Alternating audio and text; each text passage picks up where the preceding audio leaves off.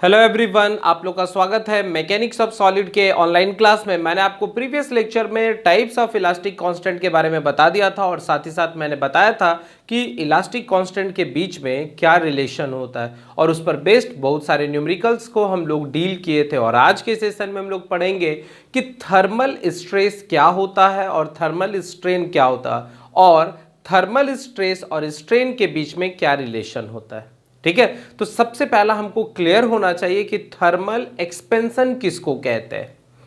आपको जब thermal expansion का नॉलेज हो जाएगा तो आपको थर्मल स्ट्रेस और स्ट्रेन समझने में काफी आसानी होगा। नाम से ही पकड़ में आ रहा है थर्मल एक्सपेंशन। थर्मल का मतलब हीट होता है और एक्सपेंशन का मतलब फैलना होता है। तो अगर हीट को देके किसी भी बॉडी को इंक्रीज कर दिया जाए उसके डायमेंशन में, तो ऐसे एक्सपेंशन को थर्मल एक्सपेंशन कहते हैं। ऑलमोस्ट लगभग सारा जो मटेरियल्स होता है, बॉडी होता है, वह हीट के बढ़ने के कारण, टेम्परेचर बढ़ने के कारण फैलता है और टेम्परेचर घटने के कारण सिकुड़ता है। कुछ एक्सेप्शन भी हो सकते हैं, पर मोस्टली जितना सारा मेटल है वो क्या होता है, टेम्परेचर बढ़ने के कारण फैलता है और टेम्परेचर घटने के कारण सिकुड़ता है। तो अगर किसी बॉडी में टेम्परेचर के बढ़ने के कारण उसके लेंथ में, उसके ब्रेथ में, उसके थिकनेस में, उसके एरिया में एक्सपेंशन होता है, तो उसको हम लोग थर्मल एक्सपेंशन कहेंगे। क्लियर हो गया? थर्मल एक्सपेंशन क्या हो गया कि हीट देके, जैसे मान लीजिए ये बॉडी है तो इसमें हम हीट दिए और ये इसका लेंथ कुछ बढ़ गया, डायमीटर कुछ बढ़ गया, घट गया। तो अगर किसी बॉडी के डायमेंशन में, लेंथ में, एरिया में, वॉल्यूम में चेंजिंग आता हो तो ऐसे एक्सपेंशन को हम लोग क्या कहेंगे, थर्मल एक्सपेंशन कहेंगे। क्लियर एकदम है? चलिए, थर्मल एक्सपेंशन के बारे में हम लोग डिस्कस कर रहे हैं। तो थर्मल एक्सपेंशन तीन तरह का होता है। पहला को कहते हैं लीनियर एक्सपेंशन, दूसरा को कहते हैं सुपरफिशियल और एरियल एक्सपेंशन और तीसरा को कहते हैं वॉल्यूम एक्सपेंशन। अगर किसी बॉडी के सिर्फ लेंथ के बारे में डिस्कशन करें, मतलब हम अगर इसको हीट दे रहे हैं या कहीं से किसी सोर्स से हीट मिल रहा है और इसके लेंथ में इंक्रीमेंट हो रहा है, चूंकि इसका लेंथ बड़ा है और इसका जो डायमीटर है वो कम है, तो जो कम वाला सेक्शन है उसको आप नेग्लेक्ट कर सकते हैं। तो बड़ा कौन है? लेंथ है, तो लेंथ को ही कंसिडर किए। तो अगर किसी बॉडी के सिर्फ लेंथ को ही कंसीडर करके उसके एक्सपेंशन के बारे में पढ़ाई किया जाए तो उसको हम लोग लीनियर कहेंगे। अगर किसी बॉडी के एरिया को कंसीडर करके पढ़ाई किया जाए कि पहले कितना एरिया था और टेम्परेचर बढ़ने के कारण उसका एरिया कितना हुआ, तो उसको हम लोग एरियल या सुपरफिशियल एक्सपेंशन कहेंगे। और अगर किसी बॉडी के पूरे वॉल्यूम में इंक्रीमेंट हो तो ऐसे एक्सपेंशन को हम लोग वॉल्यूमेट्रिक एक्सपेंशन कहेंगे। तो हम लोग जो डिस्कस करेंगे वो मेनली जो है लीनियर एक्सपेंशन के बारे में बात करेंगे। तो क्या कह रहा है? कह रहा है कि लगभग सारा मटेरियल जो है वो टेम्परेचर बढ़ने या घटने के कारण फैलता है, नहीं तो सिकुड़ता है। और एक्सपेरिमेंट करके पाया गया है कि जब किसी मटेरियल पर हम टेम्परेचर को बढ़ाते हैं, हीट देते हैं, तो उसके लेंथ में चेंजिंग आता है। ठीक है, तो हम लोग यहां पर क्या कर रहे हैं, ध्यान दीजिएगा। हम लोग सबसे पहला काम कर रहे हैं, ये थर्मल एक्सपेंशन पढ़ रहे हैं। ठीक है, थर्मल एक्सपेंशन पढ़ रहे हैं। और थर्मल एक्सपेंशन में जो हम लोग पढ़ाई कर रहे हैं वो किसका पढ़ाई कर रहे हैं? तो सबसे पहला लीनियर एक्सपेंशन का पढ़ाई कर रहे हैं। ठीक है, लीनियर एक्सपेंशन का पढ़ाई कर रहे हैं। ओके, तो लीनियर एक्सपेंशन है क्या उसको भी समझाते हैं, पर इसको हम लोग फिगर से समझने का कोशिश करेंगे। सबसे पहला आप एक प्रिज्मेटिक बार ले लीजिए। ठीक है, आप क्या किए, एक प्रिज्मेटिक बार ले लिए हैं। मान लीजिए एक रॉड है, ठीक है, एक प्रिज्मेटिक बार है और इसका इनिशियल लेंथ जो है मान लेता हूं L है। ठीक है, और अभी ये नॉर्मल टेम्परेचर पर है, मतलब एटमॉस्फेयर का जो टेम्परेचर है उसी टेम्परेचर पर है, T1। क्लियर एकदम है? अब मान लीजिए इसको कहीं से हीट मिल रहा है, हो सकता है कि समर के सीजन में जो सन है उसी से हीट मिल रहा है। अगर मान लीजिए आप इसका ये रॉड को सोच के डिज़ाइन किए कि 27 डिग्री पर काम करेगा, तो हो सकता है समर सीजन में जो है टेम्परेचर बढ़ के 35 डिग्री 40 डिग्री तक पहुंच जाता है, तो कहीं ना कहीं इसमें एक्सपेंशन टेक्स प्लेस करेगा। तो आप क्या समझ रहे हैं कि मान लीजिए हम कहीं से हीट का सोर्स दिए, अब कहीं से भी हीट मिले, तो पाया गया है एक्सपेरिमेंटली कि जब हम लोग इसको टेम्परेचर को इंक्रीज करते हैं नॉर्मल टेम्परेचर से, तो इस बॉडी के लेंथ में इंक्रीमेंट होता है। हालांकि इसके डायमीटर या ब्रेथ में भी होगा, पर इतना कम होगा कि उसको आप नेग्लेक्ट कर सकते हैं। हालांकि लेंथ में भी इंक्रीमेंट क्या होगा, कम ही होगा, पर इतना होता है कि उसको कंसिडर किया जा सकता है। क्लियर हो रहा है? तो पाया गया है कि जब टेम्परेचर, ये देखिए ये डॉटेड वाला, जब टेम्परेचर चेंज होके कहां पहुंच गया, T2 पहुंच गया, तो इसका लेंथ में भी इंक्रीमेंट हुआ। कितना इंक्रीमेंट हुआ, तो L प्लस डेल्टा L हुआ। ठीक है, क्लियर हो रहा है? तो पाया गया है एक्सपेरिमेंट से कि change in length, change in length को डेल्टा L भी लिख सकते हैं। चेंज इन लेंथ, ध्यान देंगे, change in length is directly proportional to original length. Original length सब एक्सपेरिमेंट से पाया गया, ये अपने मन से हम लोग नहीं बता रहे, या कोई मैथमेटिकल तरीका नहीं। जैसे एग्जांपल के तौर पर मान लीजिए एक रॉड आप इतना बड़ा लिए और एक रॉड जो है इससे 4 टाइम ज्यादा बड़ा लिए, मटेरियल सेम है, क्रॉस सेक्शनल एरिया सेम है, सिर्फ लेंथ क्या है, अलग अलग है। एक रॉड जो है इतना छोटा लेंथ का है और एक रॉड जो है इतना बड़ा लेंथ का है, और दोनों सेम टेम्परेचर पर था, T1 बराबर 27 डिग्री सेल्सियस। अब हम दोनों को हीट दिए, दोनों को हीट दिए, जैसे हीट दिए तो टेम्परेचर धीरे धीरे इंक्रीज किया, और मान लीजिए टेम्परेचर 80 डिग्री 100 डिग्री तक पहुंच गया। तो ये जो 12 सेंटीमीटर का लेंथ का था और एक दूसरा जो है 50 सेंटीमीटर का था, तो उसमें दिखा कि 12 सेंटीमीटर में जो लेंथ में चेंजिंग हुआ वो नहीं दिख रहा था, नेग्लिजिबल था, या दिख भी रहा था तो बहुत कम था। पर जो 50 सेंटीमीटर में जो लेंथ था उसमें चेंजिंग ज्यादा दिखा। तो पाया गया है कि जो चेंज इन लेंथ है, ध्यान दीजिएगा, जो चेंज इन लेंथ, आप इसको हटा के डेल्टा एल ही कर दीजिए, चेंज इन लेंथ जो है वो डायरेक्टली प्रपोज किसका है, ओरिजिनल लेंथ। इसका मतलब अगर लेंथ बड़ा रहेगा तो उसमें चेंजिंग ज्यादा दिखेगा। जैसे रेलवे लाइन, तो रेलवे लाइन जो है एक लंबा सा ट्रैक, उस आप देखे होंगे ट्रैक बिछा हुआ है और बीच बीच में गैप छोड़ा हुआ है। क्यों? इसलिए छोड़ा गया है कि समर के सीजन में क्या होता है, थर्मल एक्सपेंशन होता है, इसलिए गैप छोड़ दिया। और विंटर के सीजन में क्या करता है, वो गैप को कम करना पड़ता है, क्योंकि उसमें क्या होता है, कॉन्ट्रैक्शन होता है। एक्सपेंशन में फैलेगा और कॉन्ट्रैक्शन में सिकुड़ेगा, तो सिकुड़ता है, इसलिए उसका जो गैप रहता है उसको कम किया जाता है। आप अगर केबल का वायर देखे होंगे, टेलीफोन का वायर देखे होंगे, तो आप नोटिस किए एक पोल से दूसरे पोल जो है उसको हमेशा झुला के टांगा जाता है, कभी टाइट नहीं करेगा। क्यों? क्योंकि ठंडे के सीजन में क्या होता है, कॉन्ट्रैक्शन होगा, और जब कॉन्ट्रैक्शन होगा तो दोनों पोल से खींचेगा और टूट जाएगा, इसलिए वो हमेशा सैगिंग झूला हुआ रहता है। ठीक है, तो क्या कहा कि change in length is directly proportional to किसका, ओरिजिनल लेंथ। और ये कहां से पता चला, ऑन एक्सपेरिमेंट, एक्सपेरिमेंट से, एक्सपेरिमेंटली ये पाया गया कि change in length is directly proportional to original length, और change in length is directly proportional to temperature difference, मतलब final temperature minus initial temperature. अगर हम क्या किए, ध्यान दीजिएगा, 2 मार्कर लिए या 2 मेटल लिए जिसका लेंथ मार्कर के लेंथ के बराबर था, 12 सेंटीमीटर, 2 लिए, दोनों का टेम्परेचर कितना है, शुरुआती 27 डिग्री। अब क्या किए, एक ऐसे ओवन में डाले जिसका टेम्परेचर 80 डिग्री है, और एक दूसरे ओवन में डाले जहां पर इसको हीट कर रहे हैं, वहां पर डाले जहां पर टेम्परेचर 120 डिग्री था। लेंथ सेम, मटेरियल सेम, सब कुछ सेम है, पर टेम्परेचर डिफरेंस क्या है, अलग अलग है। एक 27 डिग्री पर, दोनों 27 पर था शुरुआती, एक को क्या किए 80 डिग्री पर डाले और दूसरे को 120 डिग्री पर डाले, तो 120 का टेम्परेचर डिफरेंस ज्यादा था, इसलिए उसमें जो लेंथ का इंक्रीमेंट हुआ वो ज्यादा दिखा। तो हमेशा याद रखना है कि थर्मल एक्सपेंशन में, लीनियर एक्सपेंशन में याद रखना है कि जो चेंज इन लेंथ है वो directly proportional to original length, और change in length is directly proportional to temperature difference. Temperature difference का मतलब हो गया टेम्परेचर डिफरेंस। टेम्परेचर डिफरेंस का मतलब हो गया कि शुरुआती टेम्परेचर कितना था, मान लीजिए 20 डिग्री, फाइनल टेम्परेचर कितना है 50 डिग्री सेंटीग्रेड, तो चेंज कितना हुआ 30 डिग्री सेंटीग्रेड।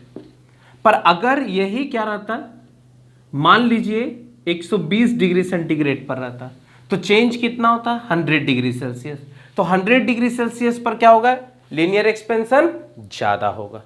चलिए अब हम क्या करेंगे, ये दोनों को मिला देंगे, तो change in length is directly proportional to original length और T2 माइनस T1।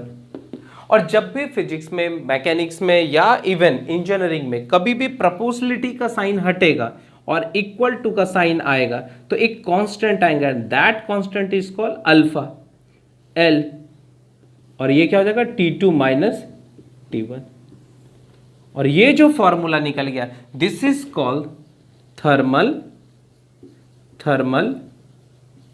एक्सपेंशन। यही फॉर्मूला क्या हो गया, थर्मल एक्सपेंशन का हो गया। ठीक है, और याद रखना है कि डेल्टा टी जो होता है वह होता है final temperature minus initial temperature, और यहां जो अल्फा है इसको हम लोग कहते हैं कोएफिशिएंट ऑफ लीनियर एक्सपेंशन। ये कोएफिशिएंट ऑफ लीनियर एक्सपेंशन है क्या, तो ये बताता है कि कोई मटेरियल कितना अपने आप को फैलने के लिए परमिशन देता हो चेंज इन टेम्परेचर के कारण। बात समझ में आया? जैसे एग्जांपल से यहां समझिए, delta L is equal to क्या है, alpha L T2 minus T1। तो देखो, तो यहां लिख सकते हैं delta L is equal to L T2 minus T1 is equal to alpha. तो कह रहा है कि 1 डिग्री टेम्परेचर को चेंज करने से 1 यूनिट के लेंथ में कितना चेंजिंग आता है वो बताएगा, उसी को अल्फा कहेंगे। रिपीट कर रहे हैं, 1 डिग्री का एक यूनिट का अगर कोई मटेरियल है, मतलब 1 मीटर का कोई वायर है, 1 सेंटीमीटर का वायर है, तो अगर 1 मीटर का कोई वायर है उसके 1 डिग्री टेम्परेचर में चेंज करने से कितना लेंथ में इंक्रीमेंट होता है जो बताता है, उसी को हम लोग कोएफिशिएंट ऑफ लीनियर एक्सपेंशन कहते हैं। और यूनिट क्या हो जाएगा, तो यूनिट याद रखना है डिग्री सेल्सियस पर डिग्री सेल्सियस, नहीं तो केल्विन -1, मतलब पर केल्विन। चलिए, तो डिफिनीशन हम लोग क्या कह सकते हैं फाइनली लीनियर एक्सपेंशन का, ध्यान देंगे। लीनियर एक्सपेंशन का फाइनली हम लोग डिफिनीशन क्या कह सकते हैं, तो कहता है कि व्हेन ए सॉलिड, ठीक है, when A solid is heated, तो यहां सॉलिड के रूप में क्या है, तो सॉलिड के रूप में वायर है, रॉड है, ये सारा का सारा जो है सॉलिड के रूप में है। तो when A solid is heated, जब हम किसी सॉलिड को हीटेड करते एंड इट्स लेंथ इंक्रीजेज,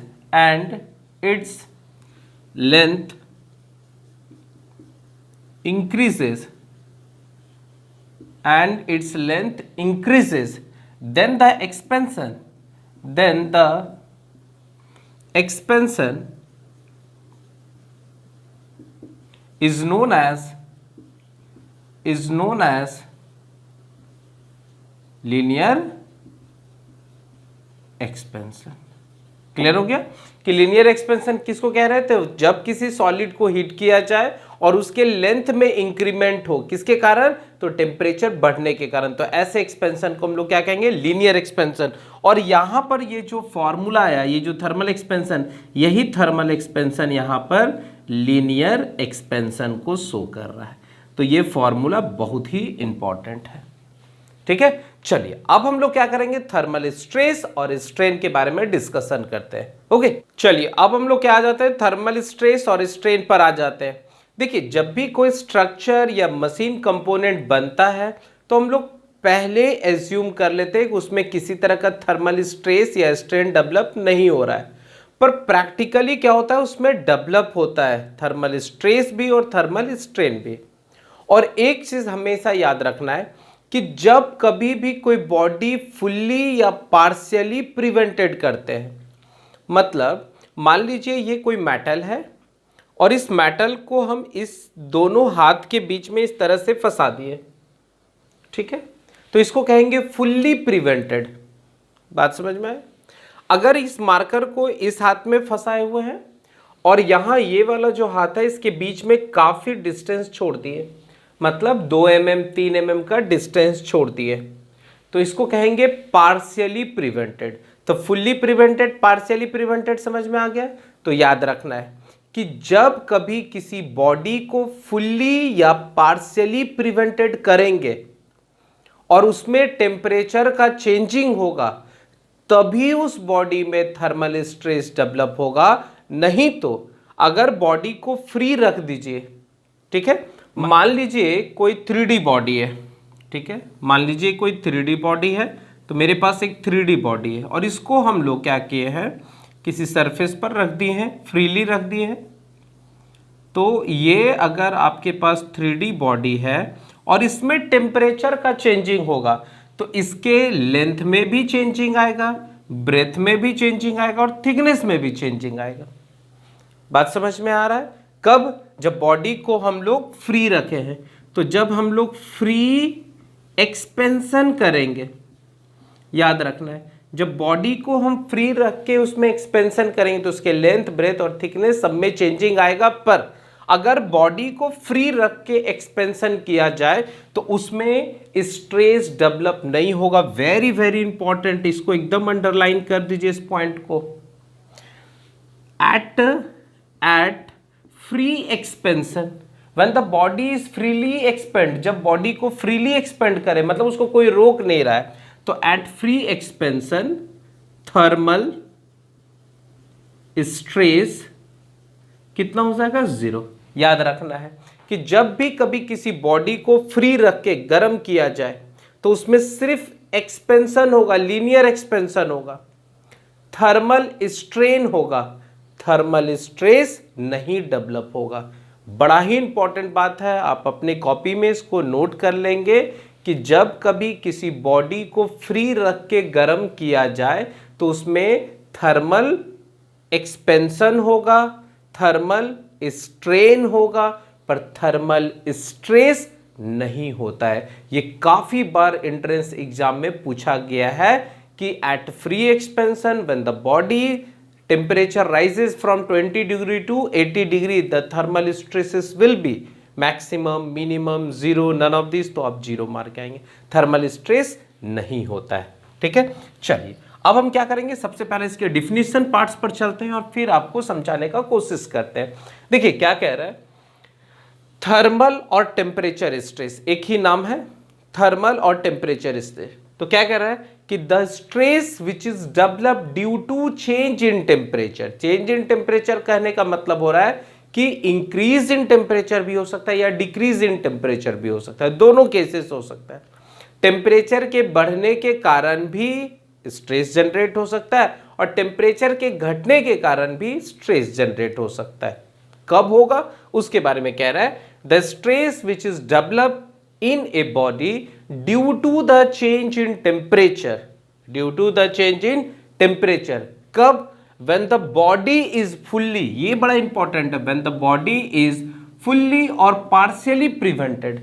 इसका मतलब बॉडी को हम, ये देखिए पूरा का पूरा इसको सपोर्ट किए हैं, प्रिवेंट किए हैं, नहीं तो इसको यहां फिक्स किए हुए और यहां पर गैप दे दिया, दैट इज कॉल्ड पार्शियली। तो जब बॉडी को फुल्ली और पार्शियली प्रिवेंटेड करके गर्म किया जाए या उसके टेम्परेचर में चेंज होगा, तभी उस बॉडी में जो स्ट्रेस डेवलप होगा उसको हम लोग क्या कहेंगे, थर्मल स्ट्रेस। याद रखना है, स्ट्रेस तभी डेवलप होता है जब कोई एक्सटर्नल फोर्स किसी बॉडी पर पड़ता है और बॉडी का जो मॉलिक्यूल्स है वो एक रेसिस्टिव फोर्स डेवलप करता है। तो जब बॉडी पर हम फोर्स लगा रहे तभी स्ट्रेस डेवलप होता है। तो फोर्स के अलावा भी स्ट्रेस अगर किसी कारण से डेवलप होता है तो उसमें वो कौन सा याद रखना है, थर्मल, टेम्परेचर। क्लियर हो गया? तो क्या कह रहा है कि when the body is fully और पार्शियली प्रिवेंटेड, जब बॉडी को हम फुल्ली और पार्शियली प्रिवेंटेड कर रहे हैं और टेम्परेचर का इंक्रीज कर रहे हैं या डिक्रीज कर रहे हैं, तो बॉडी में स्ट्रेस जनरेट हो रहा है टेम्परेचर के चेंज करने के कारण, तो ऐसे स्ट्रेस को थर्मल स्ट्रेस कहते हैं। ठीक है, और उसी के साथ उसी के कॉरस्पॉन्डिंग में जो स्ट्रेन निकलेगा उसको हम लोग थर्मल स्ट्रेन या टेम्परेचर स्ट्रेन कहेंगे। अब इसको फिगर से समझते हैं और फॉर्मूला यहां से डिराइव करते हैं। देखिए इस पर बेस्ड 100% चांसेस है सिर्फ न्यूमेरिकल्स आएगा और ऑब्जेक्टिव क्वेश्चन आएगा, थ्योरेटिकल पार्ट्स नहीं आएगा। ठीक है, देखिए अब हम लोग करेंगे फिगर से इसको समझते हैं। तो देखिए क्या कह रहा है कि मान लीजिए एक बॉडी है, इसको एक जगह से सपोर्ट दे दी और एक एंड फ्री है। ठीक है, या आप दोनों एंड को फ्री कर सकते हैं, तो उसका लेंथ L है और उसका initial temperature T1 degree Celsius है। अब अगर टेम्परेचर किसी कारणवश बढ़ रहा है तो हो सकता है इस बॉडी के लेंथ में इस तरह से चेंजिंग आएगा। ठीक है, कितना आएगा, तो हम लोग पढ़े थे delta L is equal to L alpha delta T, इसको हम लोग कहेंगे expansion, this is called thermal expansion, thermal expansion. तो याद रखना है कि जब ये जो केस है ये कैसा है, फ्री वाला है। तो जब बॉडी को फ्री कर दे, मतलब बॉडी आराम से किसी एक दिशा में बढ़ सकता है या दोनों दिशा में बढ़ सकता है, तो उसमें किसी तरह का स्ट्रेस जनरेट नहीं होगा, सिर्फ एक्सपेंशन होगा और स्ट्रेन होगा, थर्मल स्ट्रेस नहीं होगा। पर जब बॉडी को हम फुल्ली प्रिवेंट कर दे रहे, देखिए एक सपोर्ट के साथ इसको यहां पर लगा दिए। ठीक है, लेंथ अभी भी वही है, सेम L है और उसका टेम्परेचर T1 है। तो क्या कर रहा है कि when the body is fully prevented, यहां फुल्ली प्रिवेंटेड किए, तो जब गर्म कीजिएगा तो इस बॉडी का मन होगा कि हम फैले। अगर उसको फैलने के लिए नहीं दिया जाए या फैलने के लिए हमको मदद नहीं करे, तो ये फाइनली क्या होगा, इस तरह से बेंड कर सकता है। ये देखिए इस तरह से बेंड कर सकता है। तो मान लीजिए कि इसके लेंथ में इंक्रीमेंट हुआ, कितना इंक्रीमेंट हुआ, तो डेल्टा L बराबर अल्फा L डेल्टा T। अगर मान लीजिए इसको सपोर्ट नहीं देते तो ये तो फैलता है इतना ही। तो एज्यूम कर लिए कि ये जो है बेंड, मतलब इसमें एक्सपेंशन जो टेक्स प्लेस कर रहा है या करेगा या इसका करने का मन कर रहा है, तो कितना कर रहा है, इतना कर रहा है। Try to expand, red colour से आपको दिखा रहे हैं, इधर भी हो सकता है उधर भी हो सकता है, हम एक ही साइड को मान लिए। पर इसका जो सपोर्ट है ये क्या कर रहा है, एक रेसिस्टिव फोर्स अंदर की ओर लगा रहा है। ये देखिए, चूंकि टेम्परेचर के कारण ये फैलना चाहेगा, टेम्परेचर के कारण ये फैलना चाहेगा, तो सपोर्ट का तो काम होता है रोकना। तो सपोर्ट क्या कर रहा है, इस तरह से रोक रहा है। तो याद कीजिए जहां भी रेसिस्टिव फोर्स डेवलप हो जाएगा वहां पर क्या हो जाएगा, स्ट्रेस का बात होगा। क्लियर हो गया। पहला क्या बता रहे हैं कि बॉडी को फुल्ली प्रिवेंट कर दिया है, गर्म कर रहे हैं, तो ये कुछ ऐसा फैलना चाहेगा। ठीक है, तो कितना चाहेगा, तो इतना चाहेगा। पर चूंकि इसमें जो सपोर्ट है वो एक रेसिस्टिव फोर्स लगा रहा है, तो यहां पर स्ट्रेस का बात होगा। तो अगर आप ध्यान दीजिएगा कि दोनों बॉडी को अगर आप फिक्स किए और गर्म कर रहे हैं, तो इसमें चेंजिंग होने का चांसेस क्या है, ना के बराबर होगा। तो उसको कहते हैं कॉम्पेबिलिटी। तो कॉम्पेबिलिटी इक्वेशन क्या कहता है कि डेल्टा, इसका नाम अगर हम ए बी दे दिए तो डेल्टा L ए बी बराबर 0। इसका मतलब है कि अगर दोनों बॉडी को फिक्स कर दिए, दोनों एंड को फिक्स कर दिए, और अगर हम हीट दे रहे हैं या कुछ भी कर रहे हैं, तो उसमें जो नेट चेंज इन लेंथ होगा वो कितना होगा, 0 होगा। पर इसको मन कितना कर रहा है कि इतना फैलेंगे, इसका मतलब इसमें जो डिफॉर्मेशन होगा वह अल्फा L डेल्टा T होगा। पर इसमें जो फोर्स लग रहा है, ये देखिए रेसिस्टिव फोर्स कैसा नेचर का लग रहा है, कॉम्प्रेसिव लग रहा है। तो कितना हो जाएगा, तो यहां पर आप जानते हैं चेंज कितना होता है, डेल्टा L बराबर P into L divided by A into E. तो P इंटू एल तो स्ट्रेस हो गया, लेंथ हो गया, E हो गया बराबर 0। इसको आप उधर भेज दो तो alpha L delta T is equal to sigma L divided by E। तो यहां से L L कट गया, तो आप कह सकते हैं, ध्यान दीजिएगा, thermal stress is equal to alpha delta T E. यहां से फॉर्मूला निकल गया। अगर ये समझ में आया तो बेस्ट है, नहीं आया तो दूसरा तरीका देखिए। क्या दूसरा तरीका है कि मान लीजिए ये बॉडी है, इसका लेंथ L है, अगर गर्म करेंगे तो ये इतना फैलना चाहेगा, ये देखिए इतना फैलना चाहेगा। अगर इसको नहीं इस तरह से फैलने दीजिएगा तो ये क्या होगा, इस तरह से बेंड करेगा। तो मान लीजिए बेंड किया तो कुछ ना कुछ लेंथ बढ़ा, तो L प्लस डेल्टा L। तो डेल्टा L कितना हो गया, तो हम यहां से लिख सकते हैं थर्मल एक्सपेंशन कितना होगा, तो थर्मल एक्सपेंशन जो है ये delta L is equal to, derivation किए हैं, L अल्फा डेल्टा T। कोई कंफ्यूजन है, करेक्ट है। अब हम लोग क्या किए, dividing both side by L, दोनों तरफ L से डिवाइड किए, तो L alpha delta T, L ध्यान दीजिएगा यहां अल्फा के जगह आप ऐसे भी लिख सकते हैं, ओके अल्फा। तो यहां पर L से L कट गया, और आप जानते हैं चेंज इन लेंथ बटे original length is called thermal strain. चूंकि टेम्परेचर के कारण ये चेंज हो रहा है ना, तो यहां पर क्या होगा, थर्मल स्ट्रेन बराबर क्या हो जाएगा, अल्फा डेल्टा टी। तो ये देखिए दूसरा फॉर्मूला निकल गया। पहला फॉर्मूला क्या है, थर्मल एक्सपेंशन का, ये फॉर्मूला देखिए एकदम रट जाइएगा, 5 फॉर्मूला, पांचों फॉर्मूला रट जाइए। पूरे आपके सेमेस्टर एग्जाम साथ ही साथ कंपटीशन एग्जाम में इससे ज्यादा क्वेश्चन कभी पूछा नहीं है ना पूछेगा। ये 5 फॉर्मूला घोट जाना है। पहला ये हो गया, दूसरा ये हो गया थर्मल स्ट्रेन। अगर हम हुक्स लॉ का बात करें, ठीक है, तीसरा अगर हम हुक्स लॉ के बारे में बात करें तो हम लोग जानते हैं E इज इक्वल टू क्या होता है, स्ट्रेस अब बटे क्या है, स्ट्रेन। अब आप बोलोगे कि सर हुक्स लॉ में यंग्स मॉडुलस ऑफ इलास्टिसिटी का बात तब करते थे जब कॉम्प्रेसिव और टेंसाइल फोर्स लगता था, यहां कहां लग रहा है। तो आप अगर ध्यान देंगे तो इसको गर्म करेंगे तो ये फैलना चाहेगा, तो सपोर्ट इसको क्या करेगा, रोकना चाहेगा। तो सपोर्ट किस तरह का फोर्स लगा रहा है, कॉम्प्रेसिव फोर्स। जहां कॉम्प्रेसिव फोर्स आया, जहां टेंसाइल फोर्स आया, वहीं पर यंग्स मॉडुलस ऑफ इलास्टिसिटी आ गया। अगर हम यहां आगे लगा दे थर्मल और यहां भी लगा दे थर्मल, तो हम कहेंगे, ध्यान दीजिएगा, थर्मल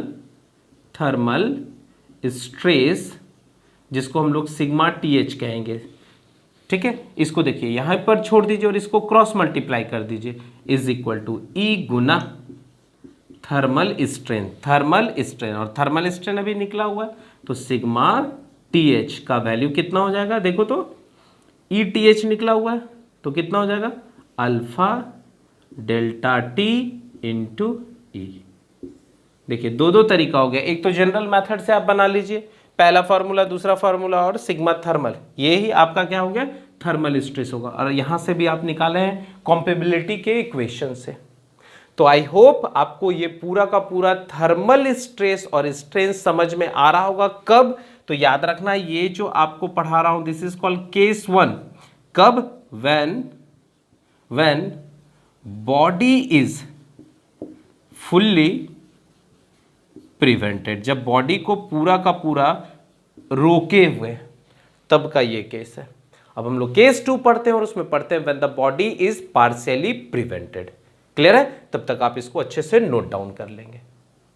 चलिए अब हम नेक्स्ट आ जाते हैं, when the body is partially prevented. मान लीजिए कि बॉडी को हम आंशिक रूप से क्या किए, प्रिवेंट किए, मतलब कुछ ना कुछ गैप छोड़ दिए। जैसे अगर आप ध्यान देंगे, 2 रेलवे ट्रैक के बीच में जो लाइन होता है उसके बीच में कुछ डिस्टेंस के बाद गैप छोड़ दिया जाता है, क्योंकि थर्मल एक्सपेंशन या कॉन्ट्रैक्शन होता है। तो उसी तरह मान लीजिए ये एक इस रॉड है या एक बॉडी है, इसका एक एंड फिक्स और एक एंड में कुछ गैप छोड़ दिए, लगभग 2 mm, 3 mm, 4 mm का गैप छोड़ दिया, उसके बाद सपोर्ट दिया हुआ है। तो पता करना है कि इस टाइप में कितना थर्मल स्ट्रेस डेवलप होगा, ठीक है। तो अब यहां से याद रखेंगे, ये पहला इनिशियल कंडीशन है, इसका टेम्परेचर क्या है, T1 डिग्री सेल्सियस है। अब मान लो कहीं से हीट आ रहा है, या तो सन के द्वारा या मशीन या कोई भी कंपोनेंट कंटिन्यूअस हीट के संपर्क में रहने के कारण भी एक्सपेंशन करता है, और इसका टेम्परेचर क्या होगा, अब चेंज करके हो गया T2 डिग्री सेल्सियस, ठीक है।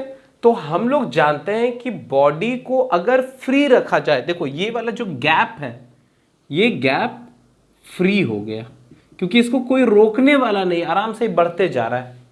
पर जैसे ये बढ़ते बढ़ते बढ़ते बढ़ते ये सपोर्ट को टच करेगा तो सपोर्ट उधर से क्या करेगा, रेसिस्टिव फोर्स लगाना स्टार्ट कर देगा। ये देखिए रेसिस्टिव फोर्स लगाना स्टार्ट कर देगा।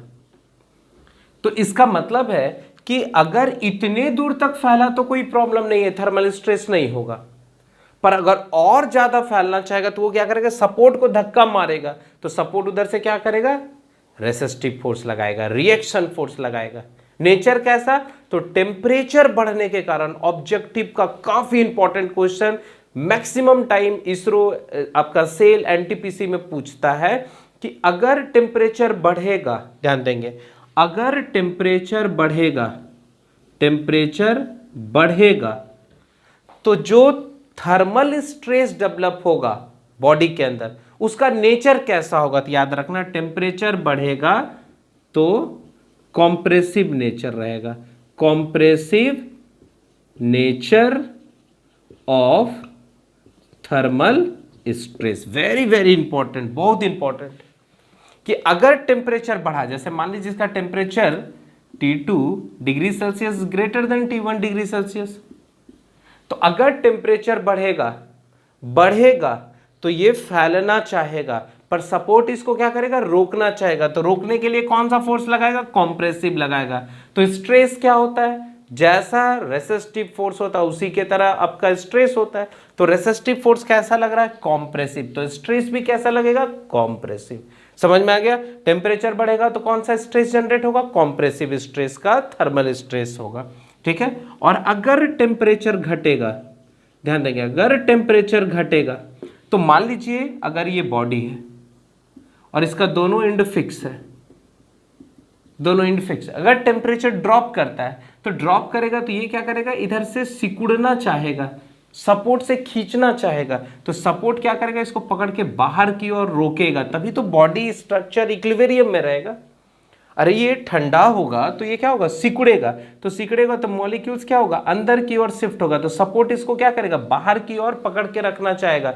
तो फोर्स कैसा लग रहा है, टेंसाइल लग रहा है। तो अगर टेम्परेचर घटेगा तो कैसा नेचर का स्ट्रेस होगा, तो यहां पर जो स्ट्रेस होगा वो कैसा होगा, टेंसाइल नेचर का, नेचर ऑफ सिग्मा TH। ये कहां आपको आएगा, ऑब्जेक्टिव के लिए आएगा, बस याद रखना। टेम्परेचर बढ़ेगा तो कॉम्प्रेसिव स्ट्रेस का थर्मल स्ट्रेस होगा, और अगर टेम्परेचर घटेगा तो थर्मल स्ट्रेस का जो नेचर होगा वो टेंसाइल होगा। तो आई थिंक आपको यहां तक समझ में आ रहा है। ओके, चलिए अब नेक्स्ट हम क्या बता रहे थे कि अगर यहां तक फैला तो कोई प्रॉब्लम नहीं है, थर्मल स्ट्रेस नहीं होगा। पर जैसे ही क्या किया, इसको टच किया या टच करने वाला होगा और आगे बढ़ना चाहेगा तो इधर से रेसिस्टिव फोर्स डेवलप होगा। तो मान लीजिए कि यह लगभग इतना दूर फैल रहा है, क्योंकि ये जो ब्लू वाला पोर्शन है, ब्लू वाला जो पोर्शन है, this portion is responsible for thermal stress. यही जो पोर्शन है ये रेस्पॉन्सिबल है किसके लिए, थर्मल स्ट्रेस के लिए। ये वाला पोर्शन, रेड वाला जो पोर्शन है वो थर्मल स्ट्रेस के लिए रेस्पॉन्सिबल नहीं है। क्यों नहीं है, क्योंकि ये फ्री है। बात समझ में आ रहा है। तो हम लोग जानते हैं यहां पर टोटल थर्मल एक्सपेंशन कितना होगा। तो थर्मल एक्सपेंशन तो पूरा होगा, रेड वाला पोर्शन भी और ब्लू वाला भी पोर्शन। तो थर्मल एक्सपेंशन को हम डेल्टा एल के नाम से जानते हैं, और थर्मल एक्सपेंशन का फॉर्मूला पढ़े हैं, अल्फा एल डेल्टा टी। कोई कंफ्यूजन नहीं। अगर फिगर को आप ध्यान से देखेंगे तो आपको फिगर से दिखेगा कि delta L can be written as gap और plus delta L which is responsible for the thermal stress is equal to what, alpha L delta T। हमको तो ये पता करना है क्योंकि यही तो रिस्पॉन्सिबल है थर्मल स्ट्रेस के लिए। तो हम लिख सकते हैं delta L can be written as alpha L delta T minus gap. और हम क्या किए, दोनों साइड लेंथ से डिवाइड कर दिए। तो ये देखिए alpha L delta T divided by L minus gap divided by L। कोई कंफ्यूजन नहीं यहां तक। अब ये क्या हो जाएगा, change in length bye original length is called thermal strain. किस केस के लिए? गैप के लिए। यहां से एल एल कट जाएगा तो क्या हो जाएगा? Alpha delta T minus delta बटे L, and this is the formula for the thermal stress when the gap is given. कोई कंफ्यूजन नहीं? तो ये क्या हो गया? Thermal strain when gap is given. अगर गैप नहीं होता तो ये जीरो हो जाता। तो देखिए ऑलरेडी ये फॉर्मूला पहले ही डिराइव कर चुके हैं, ठीक है। चलिए अब यहां से हम लोग क्या करते हैं? थर्मल स्ट्रेस निकाल लेते हैं और फाइनली हम लोग का ये पूरा का पूरा टॉपिक जो है समाप्त हो गया। थर्मल स्ट्रेस था, अब इस पर बेस सिर्फ न्यूमेरिकल रहेगा और इससे ज्यादा क्वेश्चन कभी नहीं पूछेगा, ठीक है। अब यहीं से देख लीजिए, ध्यान दीजिएगा, थर्मल स्ट्रेस। तो थर्मल स्ट्रेस कैसे निकालेंगे? तो याद करो E is equal to stress, तो यहां लिख देता हूं thermal stress by thermal strain,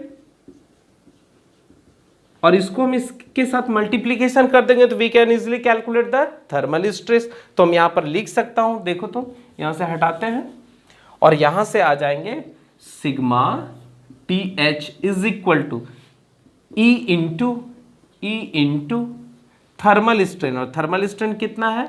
तो अल्फा डेल्टा टी, देख लीजिए alpha delta T minus gap divided by L. कोई कंफ्यूजन नहीं? तो टोटल मेरे पास कितना फॉर्मूला बन गया? 5 बन गया। कौन कौन सा फॉर्मूला है एक एक करके आपको समझाते जाते हैं, फटाफट इसको नोट कर लेंगे। फॉर्मूला हम लिख देते हैं सारा, आप भी अपने कॉपी में एक जगह इसको इकट्ठा कर लेंगे। पहला जो होगा वो होगा थर्मल एक्सपेंशन, और कहीं कहीं लिखा हो सकता है थर्मल कॉन्ट्रैक्शन। कॉन्ट्रैक्शन का मतलब जो है सिकुड़ना, ठीक है, थर्मल कॉन्ट्रैक्शन। क्या फॉर्मूला रहेगा? तो delta L is equal to, ठीक है, कब? ये फ्री एक्सपेंशन का बात हो रहा है, या अगर बॉडी फुल्ली या पार्शियली प्रिवेंटेड है तब भी बात हो रहा है। थर्मल एक्सपेंशन कितना हो जाएगा? तो याद रखना है अल्फा एल डेल्टा टी, ठीक है। बस ये दिमाग में बैठा लेना कि अगर बॉडी पूरा का पूरा फुल्ली प्रिवेंटेड है तो डेल्टा एल का मान अपने आप 0 हो जाएगा, ठीक है। चलिए ये पहला फॉर्मूला हो गया। दूसरा फॉर्मूला याद रखना है, ठीक है, when body is fully prevented.